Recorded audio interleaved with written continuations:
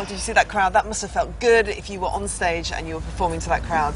Did it, Neil? Yeah, it did. Hello. That's a good question. It felt great, actually, because you're always wondering, you know, what's going on the pyramid stage, possibly. Yeah, okay, so you had the fear that no one was going to be there. Music is that what you're saying? Neil, we're all aware of it. No, we know. It was Courtney Love once said to me, it's gladiatorial. Yeah. No, it was exciting because when we went out, we played here last 10 years ago on the pyramid stage at 9:30 for the headliners, and we had a much bigger audience tonight. So that was, it felt good.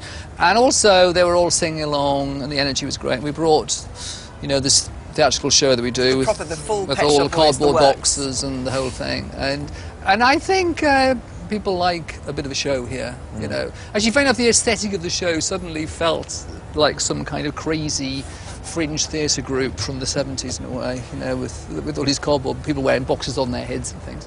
And that felt like, it reminded me of Glastonbury, probably in the very early days. So you got here yesterday, is that right? So you've actually been experiencing Glastonbury as a punter? Yeah, which I'd never done before. Chris and I were staying in a hotel nearby, and we came down, we just arrived in a taxi, and then you have to walk a mile on foot to get in. And it was funny because as we walked in, Willie Nelson was on stage, and he started to sing Always on My Mind, which of course we've sung tonight as well. So that was a rather lovely moment. We thought that feels like a good omen. Yeah, I mean, you know, people talk about, you know, we talked before we came to air about the ley lines and all the things that kind of make Glastonbury special, and the pyramid stage and the energy of this place, and I certainly feel it every year. I know everyone who comes here does. Is it something walking around a bit now that you can sort of buy into a little bit now? Well, I just thought what a nice atmosphere it was, and of course there's been this amazing weather. Well, when we were here 10 years ago, the weather was pretty good. It was the last time, I think. Yeah, well, there you go.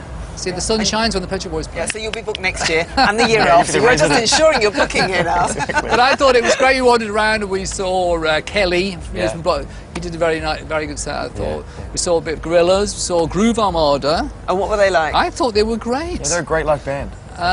No, we've actually toured Australia with them once, but they've got a new singer or something, and she was really amazing. So we've seen a few things and just hung out actually.